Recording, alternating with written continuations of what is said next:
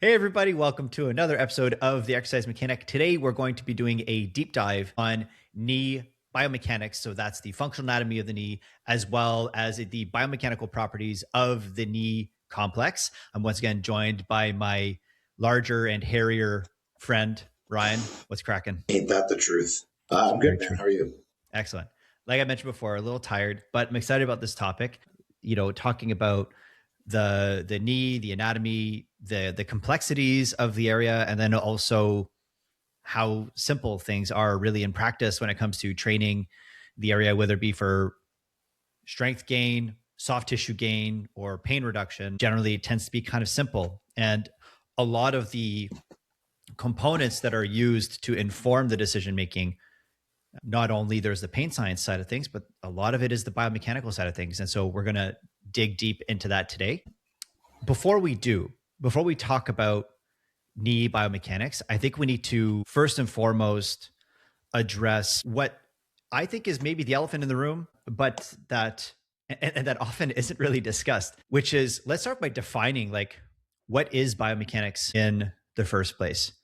And for those that are listening, take a moment and think about that just for a second. How would you define it? And if someone prompted you to,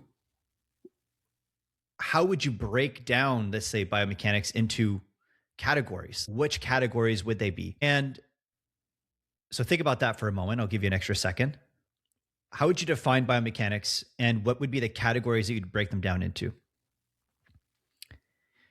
Now, fortunately, when it comes to the study of biomechanics, it's a relatively, not necessarily simple, but it is a relatively simple thing to discuss because we have two primary categories that have a lot of depth to them, of course, but we have two primary categories that we can break things down. And thus it actually makes biomechanical conversations kind of relatively simple and straightforward to have. When it comes to talking about biomechanics, we are either talking about kinematics or we're talking about kinetics. Let's define those two words. Kinematics is making reference to the motion of segments and the relationship of segments. So you may have heard either ourselves or others talk about joint structure and the relationship between two moving segments. Like for instance, here we have a femur of my neighbor who pissed me off. We have a femur. Up here, we have a tibia, and they have a relationship. And their relationship, as to if we're looking at how they interact together and how the shapes kind of fit together, that would be like a kinematic analysis. How do they move? So those are kinematics. An easy way to kind of think about this is the prefix of the word kina or kin is making reference to the body, and the matics is making reference to motion. So we're literally talking about the movement of the body. We're talking about movement of segments. So that's the first piece, kinematics. The second piece is kinetics. Kinetics, here we're talking about force. We're talking about the force application piece. And now, of course, there's like significant relationships between those two things, but they are two different buckets that need to be talked about, not necessarily independently, but if you want to have a biomechanical conversation, you're going to want to talk about both. And so today, when it comes to this knee biomechanics conversation, we're going to be talking about kinematic properties of the knee. And we're also going to be talking about kinetic properties of the knee. How am I doing so far, Rye? You're killing it, buddy. Awesome. So that's the first thing. That's the intro. Now, the next step is we need to talk about what is the knee. Now, this might be another one of those things that's really easy, but for those that are listening, I want you to think about that and try to define that for a moment. Like, how would you define the knee from a joint structure perspective? Which joints are we talking about? Usually people, when they think about the knee, they're thinking about one joint and one joint only, usually. And this might surprise you, but most people, when they think about the knee, they're thinking about their patellofemoral joint. They're thinking about their kneecap because it's the most superficial one that we see, especially if you're in Toronto and there's a lady crossing the crosswalk in front of you with the most monstrous. This is a reference that will make sense to nobody but you and I. With the most monstrous kneecaps. I swear to God, it was the biggest giggle fit I've ever gotten into in my life. Driving to Toronto with Ryan, and a woman was crossing in front of us, and she had the most enormous kneecaps on the planet. Like, you know, those old like skateboarding or like rollerblading pads you would wear as like a kid in like the 90s? Yeah. They looked like that, but someone's actual patella. It was insane. It was wild. Absolutely. Absolutely. It still gets my funny bone. The memory of that, just insane. So most people, when they think about the knee, they're thinking about they're thinking about the patellofemoral joint because it's the one that's the most superficial. You can grab your kneecap, and when your knee is kind of extended and your quads are relaxed. So if you were to straighten your leg, putting your foot on the ground, you'd be able to like wiggle your kneecap in and out. And so most people, when they think about the knee, they think about that. But the knee isn't just that one joint. It's two joints. We have the patellofemoral joint, which is the one that we just talked about, which is most superficial. Excuse me. And then we also have the tibiofemoral joint, which is deep to it. And it's the relationship between the tibia and the femur. That's an easy for those, the trainers that are listening from a joint nomenclature perspective. It's a easiest way to remember is that the name of a joint is the name of the two bones and you put an O in between. So tibiofemoral is the junction between your tibia and your femur. Patellofemoral is the junction between the patella and the femur. And so for this reason, the knee isn't just one thing. We should make reference to it as the knee complex because those two joints work entirely differently. They have different kinematic and different kinetic properties that I think by the end of today, you'll agree that they are actually synergistic in nature, meaning the strengths, or not necessarily the strengths, but how one moves kind of tees up the other in a really positive manner. Go ahead. Yeah, I was going to say, like, there's a synergistic relationship between those two joints. Like, they work in tandem. Yeah, correct. Yeah, and they work in tandem in such a way as a means of allowing us to move through space and also manage the forces associated with moving through space. Personally, I find the knee complex, it's one of my favorite, I would say, complexes or structures to talk about because I just find it's really cool. So once again, we've got those two joints. We have patellofemoral and we have tibiofemoral. And we're going to need to have a kinematic and a kinetic conversation about both. Then Ryan, our trusty social media guru, has also some claims and myths and conversations that are very pervasive, on various social media platforms, that we're going to be talking about today. That's essentially the main. Cool. So first and foremost, what we'll do is we're going to start off. We'll go one joint at a time. We'll talk about let's go tibiofemoral joint first, which is the junction once again between the tibia and the femur. And we'll talk about its kinematic properties, meaning how does it move in space based off of the contact surfaces of the bones. Now, when it comes to this articulation, and for those that are watching this either on Spotify or YouTube, the video is uploaded. So I would encourage you to check this out when you get home. Tibiofemoral joint is the junction between the tib here and the femur. If you look at the top of the tibia, it's quite flat. Now, of course, how would I say? This here has all the other passive structures removed. So the menisci have been removed. The various ligamentous structures have been removed. But fundamentally here, we're talking about the tibial plateau. It's flat in nature. The meniscus on either side, so the menisci, create a little bit of concavity here, which is great, and allow to dissipate force over a larger surface area, but also allows to control translation a little bit.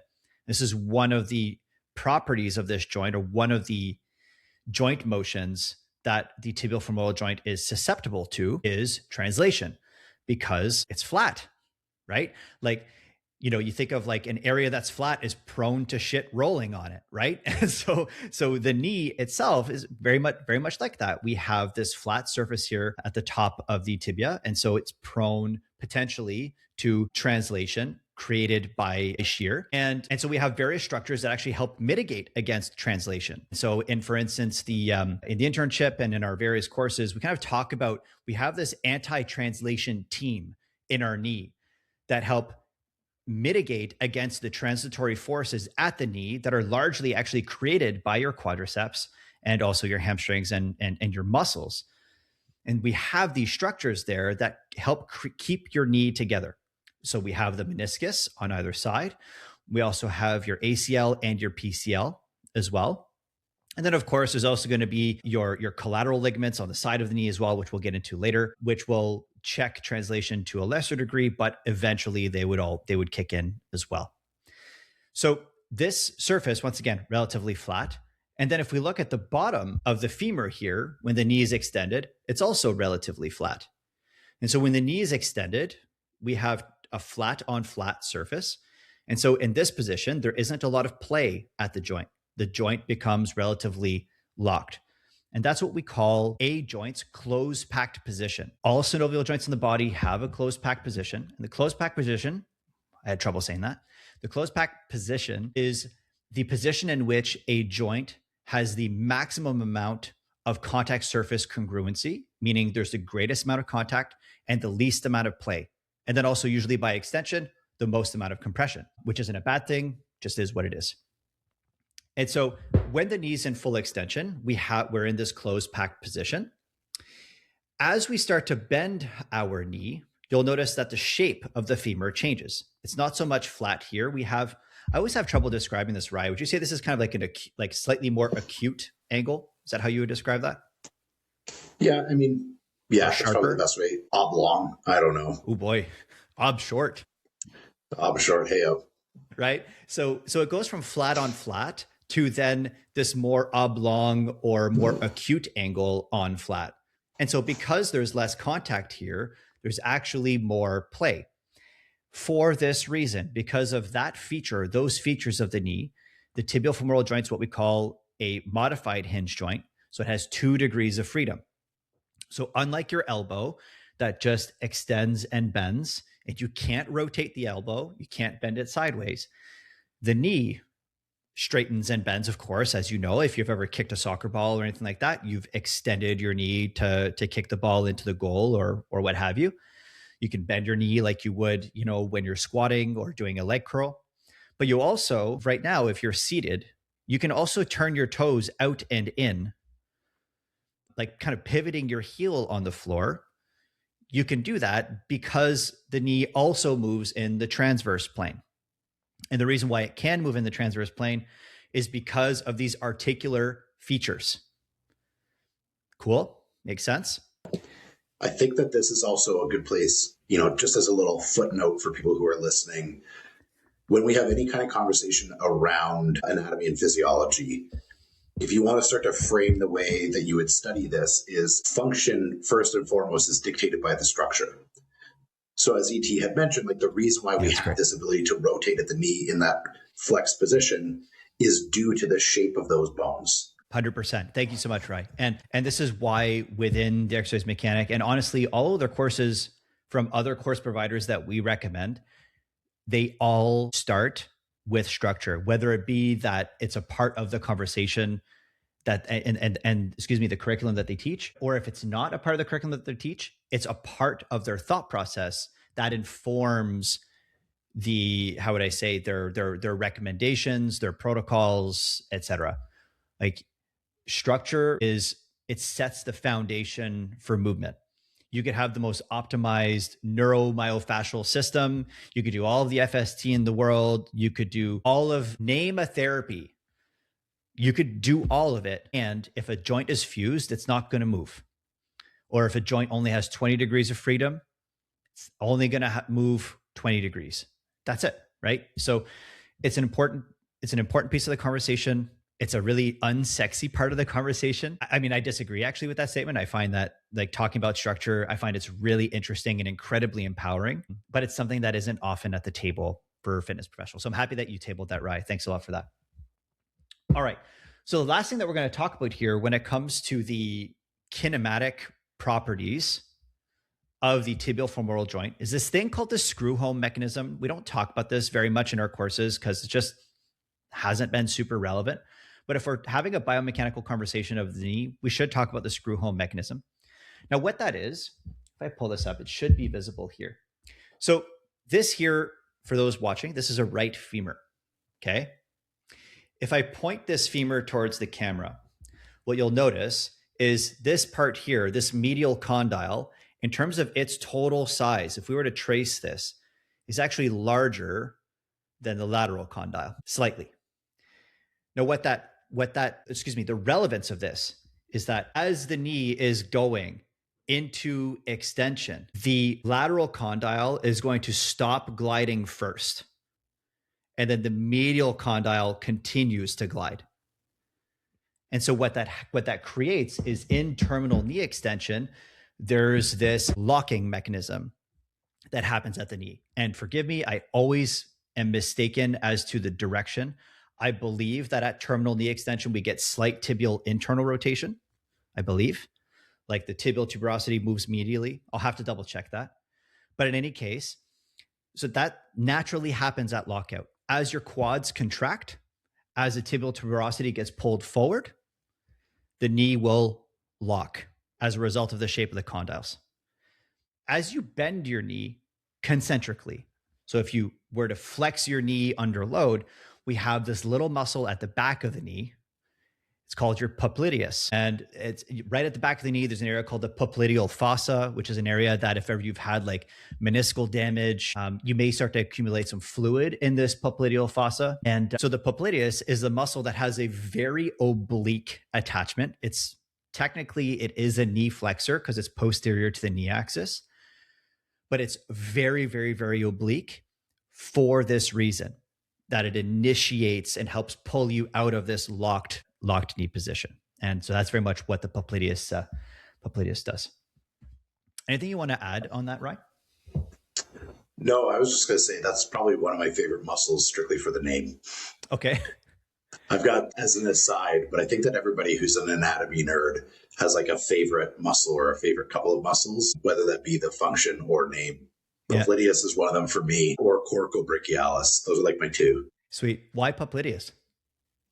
Literally because it sounds like it's a Greek philosopher. That's all it makes me think of. Yeah. Oh, look, Popliteus is at It the literally markets is what I today. think of. Yeah. That's cool. I wonder what mine is. I'll have to come back to you.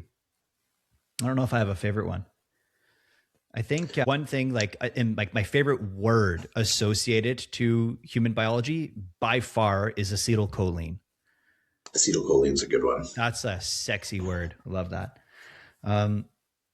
Anyways, I digress.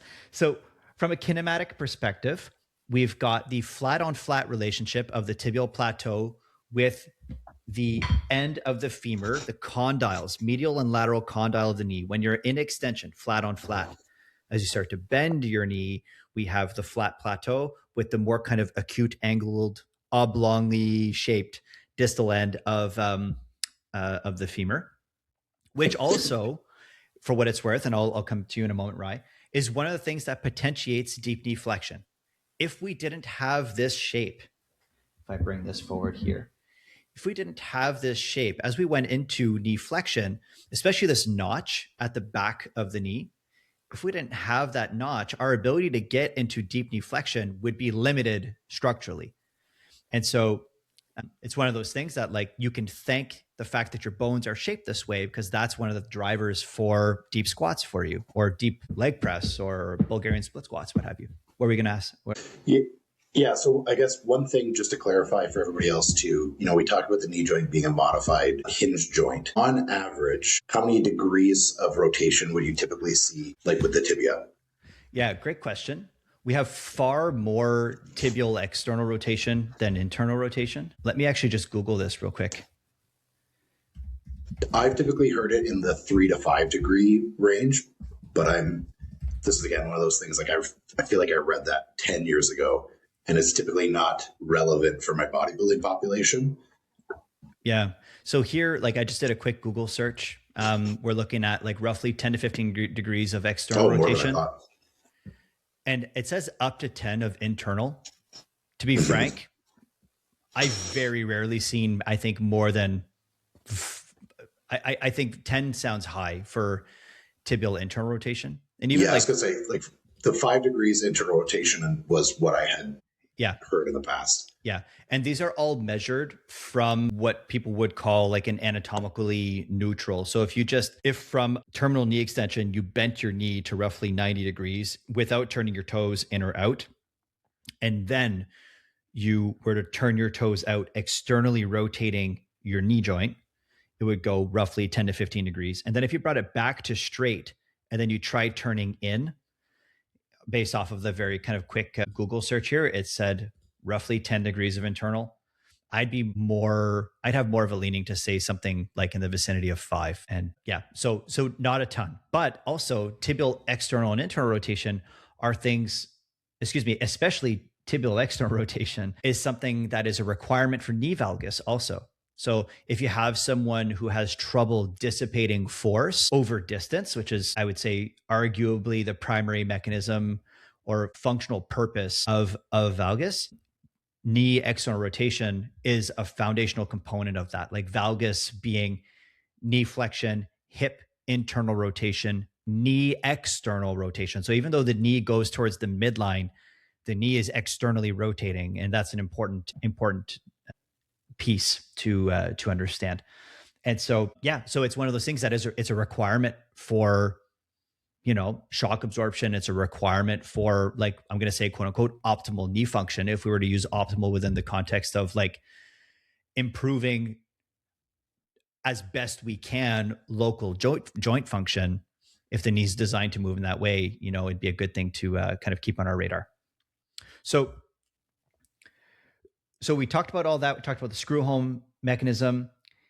From a kinematic perspective, I might be forgetting something, but I think that's pretty complete. The key thing that I want you to keep in mind before we kind of tie things together is, from a kinematic perspective, the shape of the condyles are the drivers. The shape of the condyles in the tibial plateau are the drivers of how the knee moves in space. And especially when it comes to things like deep knee flexion and deep squats, the fact that the condyles themselves are not purely circular and that they have this kind of flat and then acute and then notched kind of shape is a driver for deep knee flexion. And so it sets the stage for helping us get there. Next, we're going to talk about the patellofemoral joint from a kinematic perspective. We'll talk about what that offers. And for those that are watching, like if you're driving your car, maybe don't do this unless you're in a traffic jam. But for those that are listening to this, if you can, I want you to try this.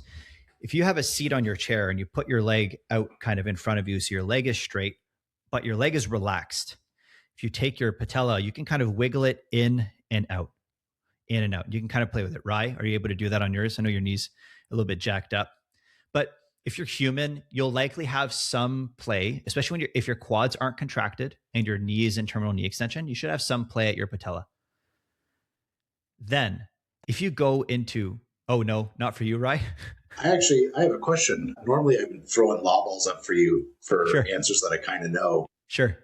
But I don't know the answer to this, because this is something where, for myself, if I'm in that position, I have very little play at my patella on either side. Mm-hmm. Now, so the context of this is I've also had multiple knee injuries on either side. I don't know if that's relevant. Mm-hmm. In your professional experience, are there any implications if somebody had less play at their patella in that position? Or would you say that it's hard to draw like a causal link?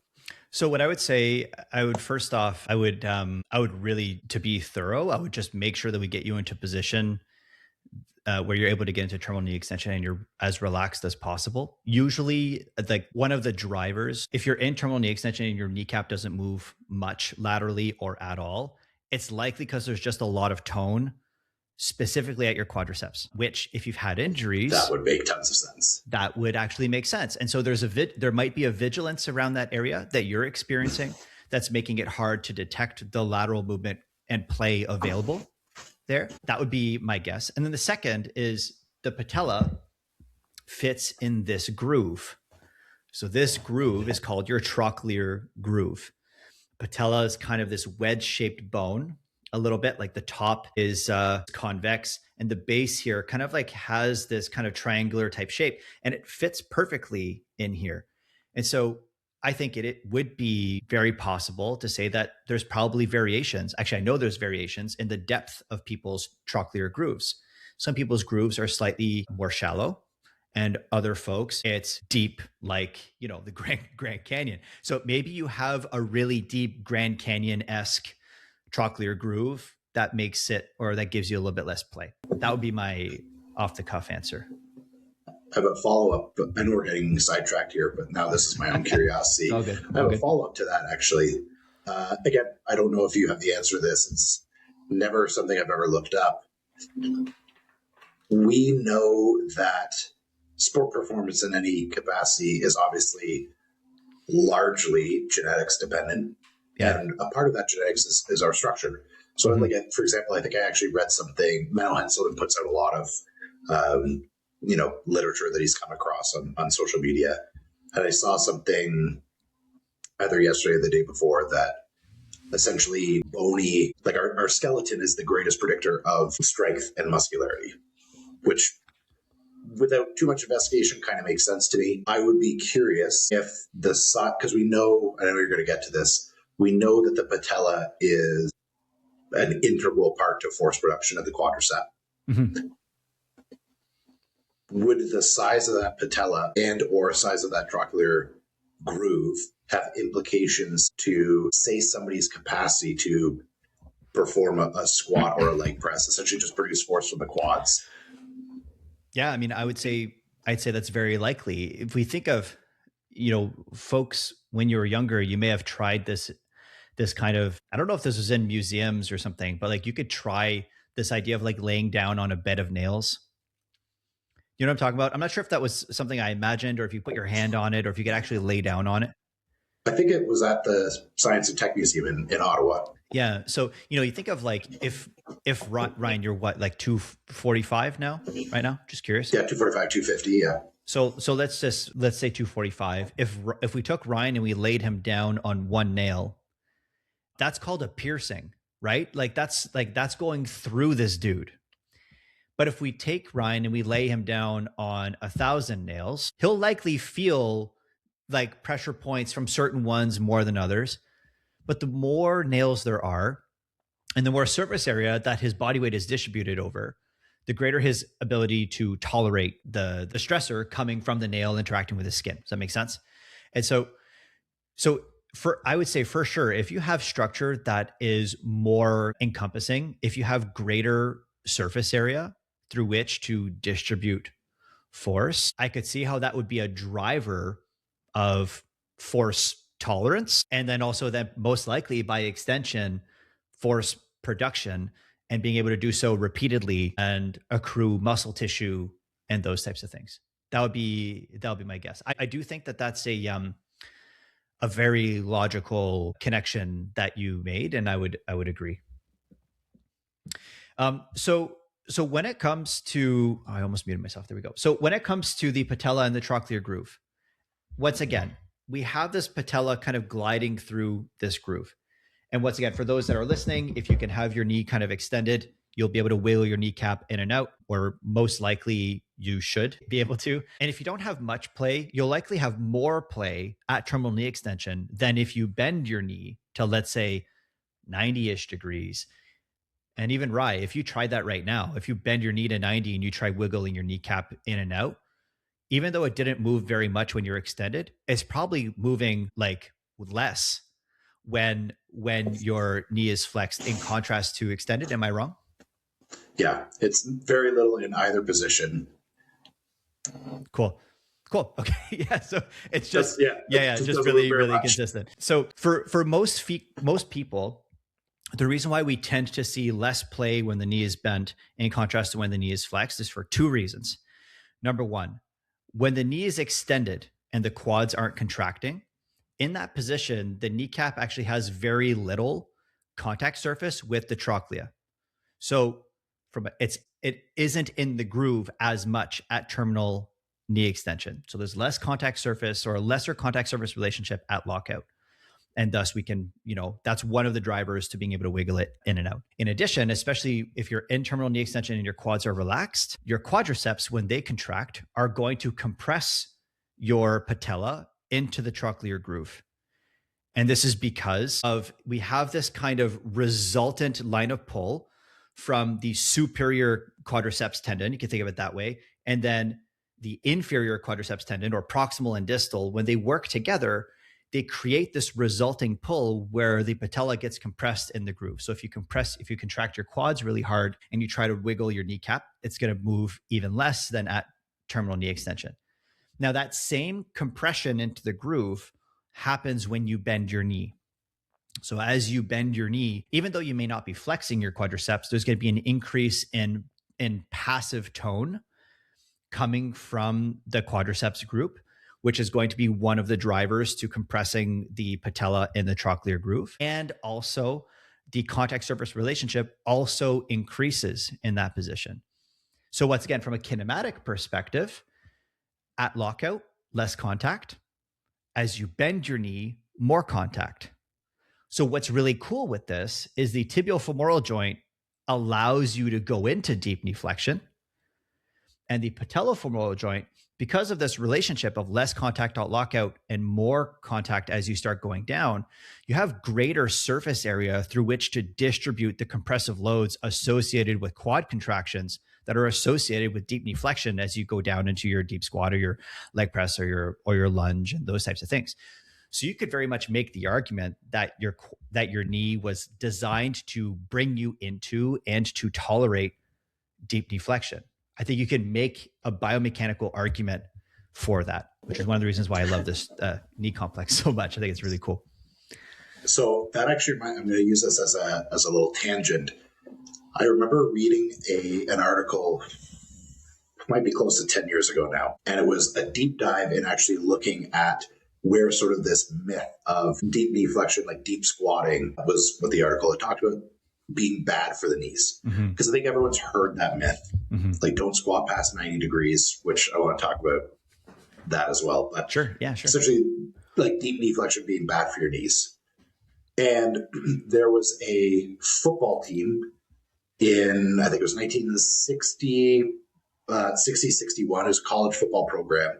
I'm drawing a blank on which university it was. And they became sort of well known for training a lot of their football players with deep squats. And at one point, I think it was in the 1961 season, they'd had a number of players. At some point, they had like gone down with ACL injuries. I don't know if they were contact or non-contact injuries, but it's football. Like, injuries happen all the time. And there was a fellow that worked for the university who made some device to test, I believe it was like the laxity of the ACL. I can't remember exactly what the device was, but I believe it was measuring the laxity of the ACL. And essentially what he determined in his findings was that the more that they had these guys deep squatting, there was greater laxity of the ACL. And then therefore, that was the thing that was contributing to these injuries. And this got published in Sports Illustrated in 1961, and it blew up.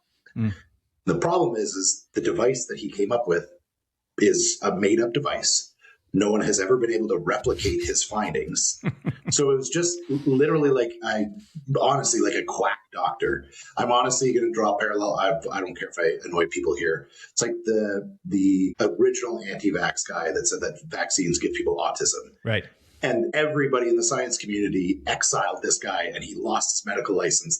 And yet that philosophy still persists, right? Yeah. So it's a really fascinating kind of backstory on where this myth kind of came from. It was literally faulty science, and nobody's been able to replicate it. But because it got published in this 1961 edition of Sports Illustrated, it kind of came to the forefront of people in America who care about college football, and it's just kind of persisted ever since. That's really interesting. I didn't know that was the origin story. Talk about like an idea reaching scale and reaching the masses so quickly because of that medium. It's too bad we can't use Sports Illustrated to spread other more accurate things. Who knows? What a concept. And and actually, what's kind of interesting with the whole ACL side of things is if we think about the attachments of the ACL, which is essentially posterior femur towards anterior tibial plateau.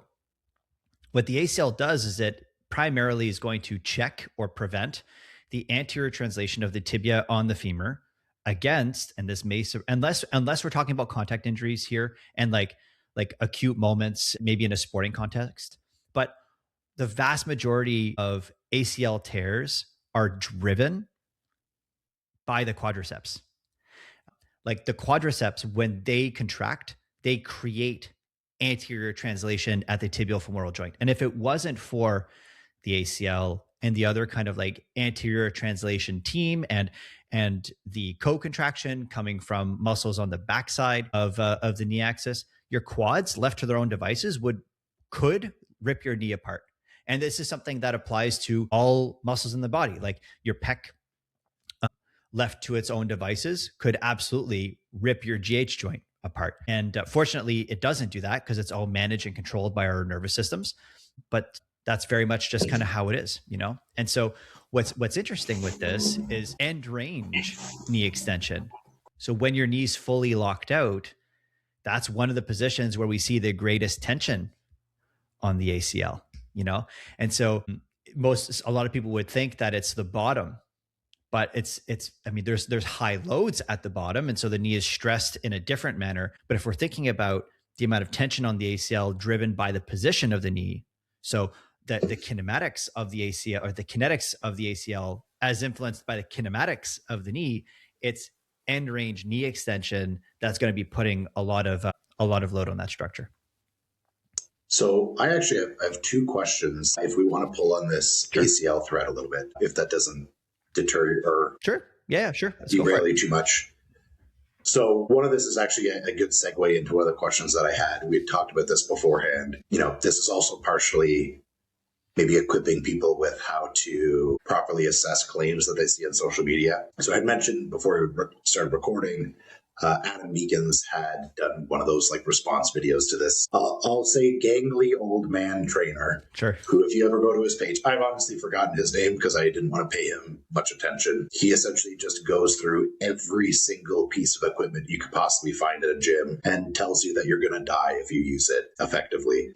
One of his claims about leg extensions was that I believe he, had said something like the leg extension is terrible for you. You should squat, because the leg extension puts all this stress on your patella, which is one thing maybe to talk about because that's literally the point of the patella. Mm-hmm.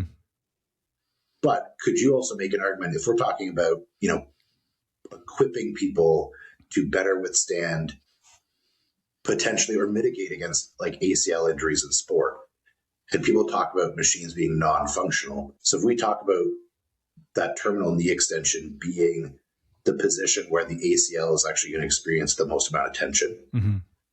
could you make a solid claim that training an athlete who's potentially going to be at risk for, say, an ACL tear, basketball player, football player, anybody like that, would a leg extension that's loading the knee in that terminal knee extension be a way to build resilience against potential ACL tears? Yeah, so I would say yes, but I think it's I think there's two parts to this. So loaded knee extension requires, and of course there's a little bit of nuance to this, but generally speaking, the harder your quads pull, the more there's going to be tension placed on the ACL.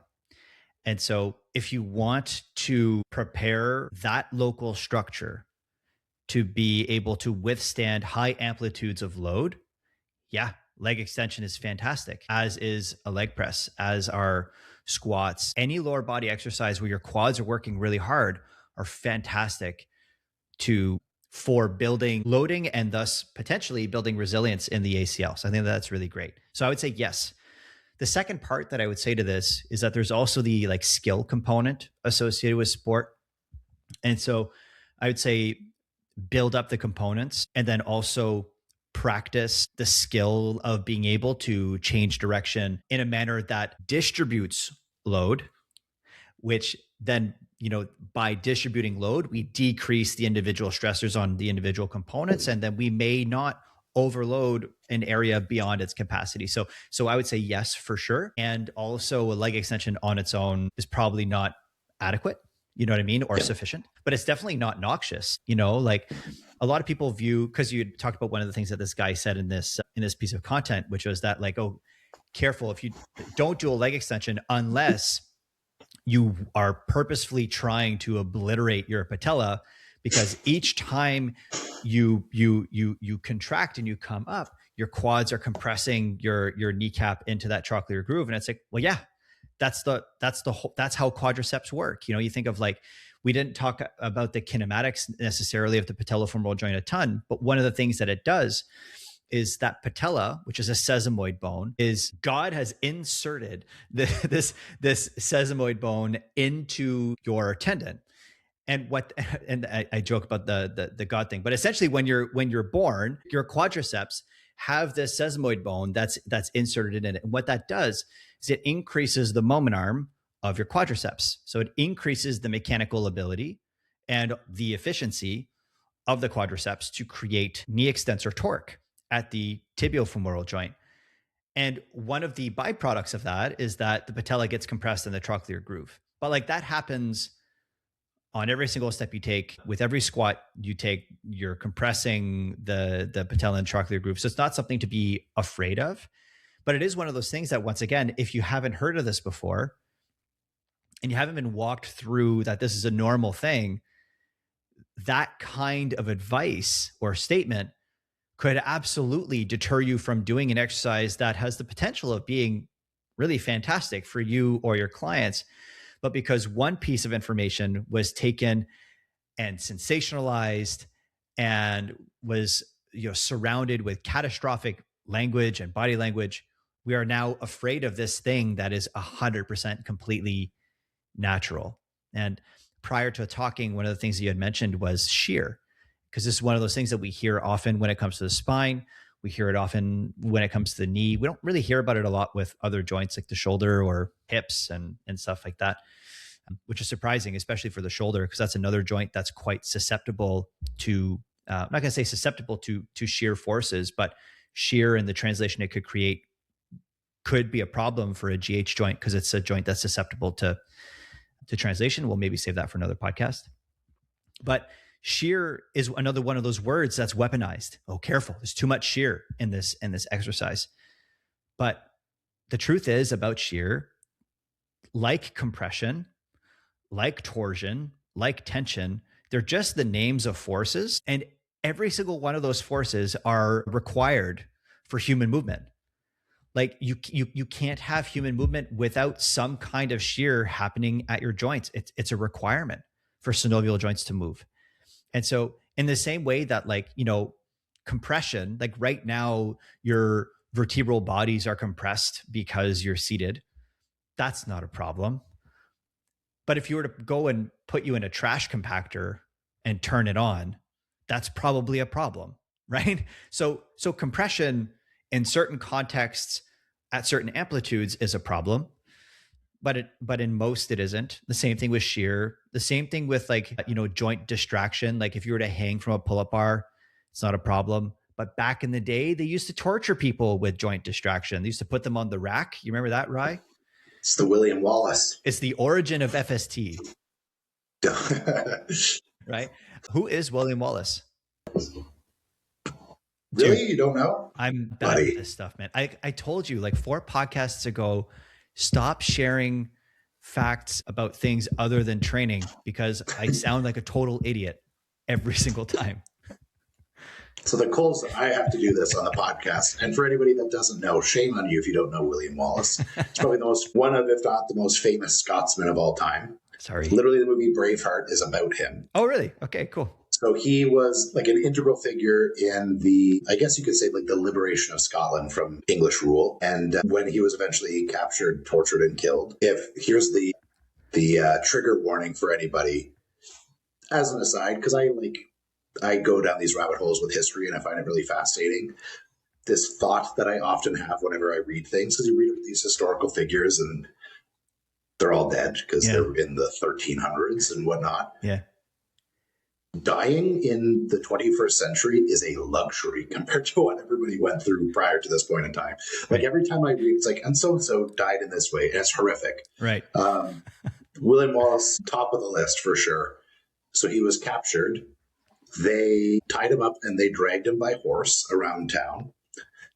Then they cut him open and they castrated him in front of him.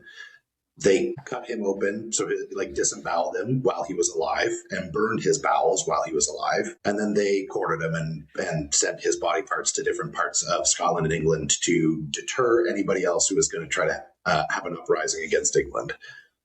Yikes. There's everyone's little gruesome history lesson for the day. Yikes. So joint distraction in that context. It's all about tolerance. Yeah. 100%. Right. Like stress imposed on the body, so long as it falls within what you can tolerate acutely and or chronically, you should be all right. Oh boy, that was heavy, man. Yeah, it's brutal. I mean, fascinating story. On the topic of shear, just because it is something that is thrown around often, and I think there's a lot of fear mongering around shear, which you've done a good job, I think stating that it's just a reality of human motion. Yeah. I think that people probably inherently have an understanding of what like compressive forces are, but can you define or describe what shear force is, just so people have an understanding of actually like what it is, so they don't have to be fearful of it? Yeah. So, I mean, I think the easiest way to define it would be a diagram, which I don't have access to right now. But essentially, if you were to look at an object interacting with another object, and normally it's shown as a cube interacting with like the ground. And then there's 4 arrows going in various directions. The cube being pulled up would be like joint distraction. So the contact surface being pulled away from the other surface. That cube being pushed down into the surface would be compression. So there'd be compressatory force or compressive forces. And then the arrows going essentially parallel to the contact surface would be friction and shear. So they are forces associated with sliding, essentially. And that I think would be the best that I could describe it, which is why it's one of those things that it's a force that's associated with human movement. And as joints move and there is some glide at contact surfaces, that's when we see shear present. Excuse me. Is there anything that you'd add to that? No, and you kind of said what I was about to say. I think it's just really important to double click on the fact that shear forces are everywhere. They're common. They are a part of normal human movement. As Etienne described at the very beginning of this, when we're looking at how that knee joint is moving and gliding, like that, the sheer fact that those bones are gliding against each other means that there's a shear component which is required for you to bend and straighten your knee. And I think that people discussing shear, I think it gets used often by people that don't actually really understand what it means. And I think it's important to like clock in your head that shear is not inherently bad. Like anything, we're talking about drawing and quartering Willie Wallace, but it's a good example of ultimately what matters is just, are the forces that are at play within our tolerance? 100%. So like, you can tolerate a certain level of joint distraction unless I tie your arm to a horse and it runs away and then it distracts it so hard it's off of your body. You can tolerate shear up until the point that you can no longer tolerate it, but it doesn't mean that all shear is bad. 100%. And I think a really important thing to note about shear as well, just to maybe, again, dismiss some of the myths that kind of exist around it. We talked about the leg extension. I don't know why the leg extension gets such a bad rap. Historical continuity, I think. Yeah, people seem to hate on the leg extension, which is ironic, when people talk about machines being non-functional. When we think about what the quadricep group does, it extends the knee. So a leg extension is inherently the most functional exercise for the quadricep group, especially in a more or less isolated manner. But I digress. The point of application of that load also plays a significant role in how much shear those joints are going to experience. So something, I don't know if this is still prevalent, but certainly when I started as a trainer, and Mr. Gangly, personal trainer man on the internet, has also said this. Mm-hmm. They will tell you that squatting movements are better than the leg extension because the leg extension has all this shear on the knee. Well, the fact that the point of application, so when you're talking about squatting, you're talking about the ground reaction force with the foot. Mm-hmm. That distance from the foot to the knee is farther than the distance of the shin where the pad's going to make contact with from that point to the knee. You could potentially infer that there's actually more shear in that squat pattern than there is at the leg extension. If you're equating load, et cetera, like there's a couple of components, but I think that, again, people might make these claims on the internet or honestly, like your managers, if you're a personal trainer that works in the gym, other educators. And it's important to just kind of peel back the layers of the onion a little bit and Mhm. think critically about this. So if you have an understanding of what actually contributes to shear force, you could pretty quickly dispel those claims and then not be afraid to put a client on a leg extension because they're going to subject them to quote unquote shear force. Done. Yeah, and that's great, man. Thank you so much for bringing that up. I don't have much to add, but rather maybe just to kind of double click on it. So if you equate not load, but if you equate the amount of torque at the knee. So, for instance, if you have a more distally applied amount of load that then creates, let's say, 1,000 units of torque at the knee, and then if you bring the point of application closer, and so as to maintain the same amount of torque at the knee, you actually increase the load. So it's the same amount of torque at the knee, and thus it's the same amount of force or load being put on the quadriceps group. The more proximal point of application will decrease shear at the tibiofemoral joint. So yeah, and it's just once again, it's one of those things that like once again within the context of the leg extension, it's used often. That word, I think that's all. It's often used in a manner that is meant as like a visual representation of wearing your joint away. Like when people think about like shearing a bolt, you know, and like stripping a bolt, I think that that's likely what people are making reference to, not necessarily the joint force, but still, it's one of those things that like from a joint force perspective, you don't need to worry about it, and then also from like a contact surface relationship perspective, you don't need to worry about like wearing a joint into oblivion. Like, I mean, excuse me, you can. So if you really, really, really overdo it, but if you don't overdo it and you do so gradually, like we are fundamentally wear and repair organisms, you know, like we are biomechanical, not just mechanical. The bio piece, what comes with that is our adaptability. Go ahead, Ray. Yeah, I was going to say two things. The first, again, just maybe equipping yourself to handle some of these claims that you, not if, but when you come across them, is oftentimes what people will do is they will take words that have a scientific definition and then they'll use them colloquially. Mm-hmm. And then what they'll do is they'll use them interchangeably. So it's like when people use the word theory. So they'll, I've heard people say like, well, evolution's not real because it's a theory.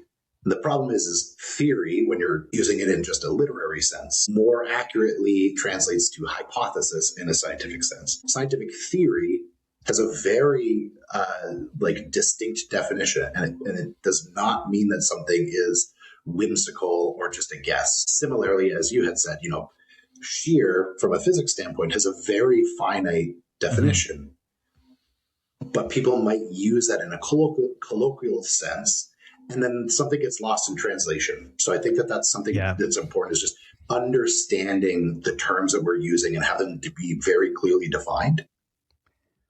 Another one. I forgot. On that note, like another one that's, I forgot my second point. It's all good. But like another one that's really common in the fitness industry is use the word torque. So like, when if you're doing it's the most common, I would say, in things like squatting, where like you screw your feet into the ground to create torque at your hip. And it's like, well, torque is just a turning force at a joint. And so yeah, if your feet are on the ground and you try to turn your feet out, you are creating a turning force at the hip because your feet want to turn out, but friction's not letting you. So there's an internal rotation moment arm situation thing happening at your hip that your external rotators of your hip are needing to work against. So you're adding load to your hip extensors and hip external rotators. But then also as you go down into squat and you have a moment arm at the hip, as your hip is flexed, you have a moment arm for hip extensions. Your hip extensors are loaded. There's torque at your hip there. There's torque at your knee for knee extension as your knee goes into knee flexion, et cetera, et cetera, et cetera. So it's that is also one of those words that has a very specific meaning, but that is often used outside of that in a colloquial sense, like you mentioned, and it kind of loses its meaning at that point. Both for it loses its meaning, and it's not precise, which actually makes it hard to have conversations with people about things in the personal training industry, because there's a lot of these things, even the word stability is another one. And to have conversations with people, to be able to not necessarily to debate, but to just flesh out what they're saying, to understand or perhaps to correct, you need to first and foremost define those words so that everybody's on the same page. And that's a huge barrier to communication. Yeah, I couldn't have put it any better myself. And the last point that I wanted to bring up again, really beating a dead horse with this shear conversation, but to your point, and again, I think we can apply this to any time that people are making claims about wearing away a joint. Mm-hmm. It's up to you to decide whether or not this adaptation is something that you want. I cannot remember if it's Wolff's Law or Davis's Law, whichever one has to do with bone. Is it Wolff's Law? Yes. I always get okay. So essentially, yeah, Davis is soft tissue. Soft tissue, that's what I thought. So essentially, like if you are imposing forces on bone in a specific manner, that bone will remodel in a way that is congruent with the forces and the application of that stress. Same thing with soft tissue. But the point being, it's not just going to wear the bone and whittle it away to nothing. Like you see this actually, you have done more than I have, but I've done a couple of the cadaver workshops with AutoU with you. And you see this with often a lot of the elderly cadavers. You will see these bones that through 80 or 90 years of living have these osteophytes on them because they have adapted to the forces that have been imposed on this person's skeleton over decades of living. Like the bone doesn't just wear away indefinitely because force is imposed upon it. Assuming that that force is within that realm of tolerability, it'll rub and then you'll have an adaptation where there might be a growth on that bone in that area to better reinforce it to handle those stresses that have been imposed upon it. Yeah, 100%. Yeah. Yeah. And it's, the key thing, like we mentioned this on a variety of occasions today, is that it really boils down to the dose. Like any one of these things are not inherently problematic. A little bit of shear isn't a problem. A lot of it, probably. The same thing with compression, the same thing with distraction. All those things are potentially problematic at doses that exceed the body's capacity acutely and chronically. So if, for instance, like you look at and at the risk of misquoting it, but some of Stu McGill's work on pig spines, where it was like, okay, we're going to check flexion cycles and you take a segment and you bend it until it breaks. And then not so surprisingly, it breaks because the intention was to just keep bending it until it broke, number one. And then also it was a dead specimen. So it wasn't able to benefit from the process of imbibition, which is the process of moving synovial fluid in and out through a joint to help keep the contact surfaces healthy, So like it couldn't One of adapt. my favorite terms, by the way, ever. Imbibition? Yeah. It's imbibition, because it sounds made up. Yeah. Well, I guess all words are made up, but it sounds so silly. Yeah, it is another really good word. But it's just, once again, it's one of those things that like, if you were to take your elbow and just flex it and bend it until it broke, you'd be able to do that. For sure, you'd be able to do that. But if we're talking about the gradual graded exposure of exercise, that's not what we're talking about. This is why program design exists. This is why trainers have a job, and as a means of helping people be strategic with force application so as to not do too much too fast too soon and lead to sensitivity or perhaps injury, So, but fundamentally, I think the last thing that I'll say, perhaps before we start to wrap up, is that, when it comes to this from a macro perspective, human beings are not fragile. We are not inherently fragile. We are organisms that we experience pain for sure. And we do have tissue limits, but we are not inherently fragile organisms. We have the ability to adapt and remodel to the stressors that are imposed on us, like Ryan mentioned. And this applies to bone. This also applies to other soft tissues, contractile and non-contractile. Yeah, and I think this is a good segue. I had one story I wanted to share as we wrap up. Sure. I'm just a man of irrelevant stories. This is possibly one of the coolest things I think I've ever heard of in sports. Again, if you want to talk about, this is actually something I love about Alec Glennis. I think his whole thing is anti-fragile. There is a basketball player by the name of Dewan Belair. I believe he played a 4-year college career and then went on to have roughly about a decade-long career in the NBA playing for the San Antonio Spurs. So in his collegiate career, he had torn both of his ACLs, had ACL reconstructive surgery, etc. And then one of the things that they do as a part of the MBA draft is all the potential draftees undergo a physical, and that includes imaging, etc. When he was preparing for the MBA draft at the MBA Combine, they found that he did not have an ACL in either knee. Yeah. Because his body had absorbed both grafts. Oh. So he not only, because he had surgery and his body absorbed the graft.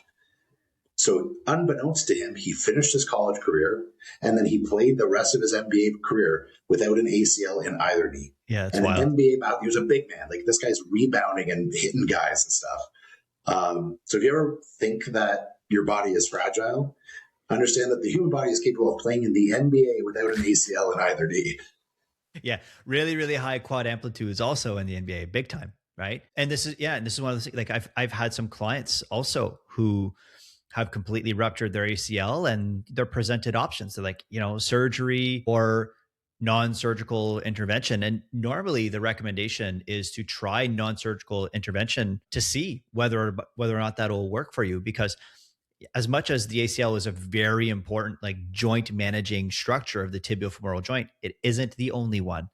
And we have passive structures, like we mentioned, the menisci group, the meniscus medial and lateral, that help with that. But we also have your knee flexors that can create some of that kind of like posterior glide, so to speak, to help manage the contact surface of the tibiofemoral joint. And so you're not doomed if you have these injuries. Like imagine if the body, I remember thinking about this. I'm not sure if you remember. This maybe was actually, I think this was August of this year.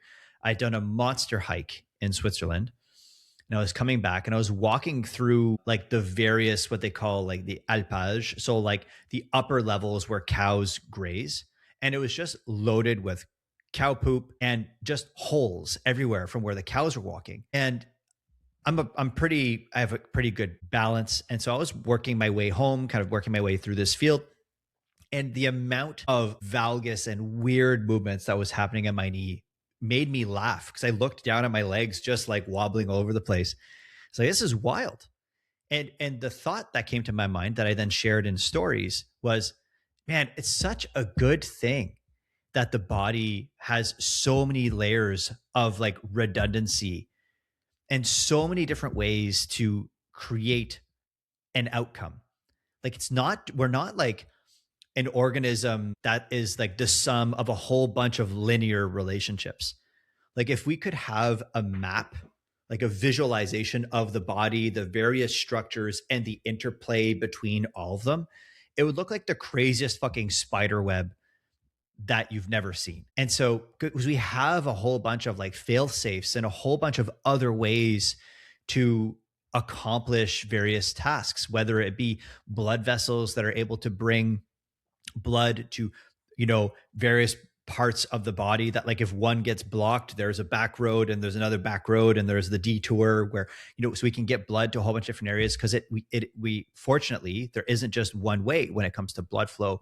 And very much the same thing when it comes to the brain. We think of like brain regions that can be repurposed for various tasks if needed. And we see this also when it comes to the mechanical side of things with the body. So the body's a really fantastic thing. And you look at like the more you study it, the more that you're like, man, the body's cool. And the more you learn, at least for me, the less catastrophic I become when it comes to most things. But I would say, like, especially when it comes to exercise and sport and training and injury, which is a natural part of life, folks. Like, you're not going to bulletproof your body and never experience pain ever again. Like, probably going to hurt. Just need to learn how to deal with it. But I digress.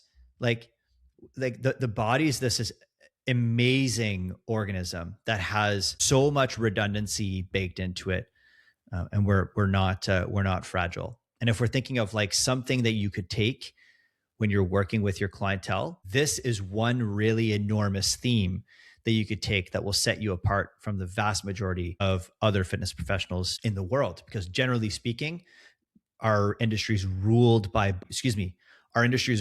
mechanical narratives, not biomechanical ones. Biomechanical narratives are narratives that have an appreciation for our mechanical characteristics, but they don't ignore the other aspects of biology that drive resilience. So on that note, we'll wrap up there. Rye, is there anything else that you want to add before we close? I think I'm all out of anecdotes and William Wallace stories. Okay, great. Well, make sure you find some new ones to embarrass me on the next podcast. Talk about Robert the Bruce next time. I love his story. It's great. You have no idea who he is, Robert the Bruce. He's my favorite. On that note, everybody, I hope you have a really fantastic day. If you enjoyed today's podcast, please like, share, and subscribe. If there's anything that stood out to you, please leave it in the comments. If you have any questions, leave them in the comments, either on Spotify and YouTube. And we'll see you guys on the next episode.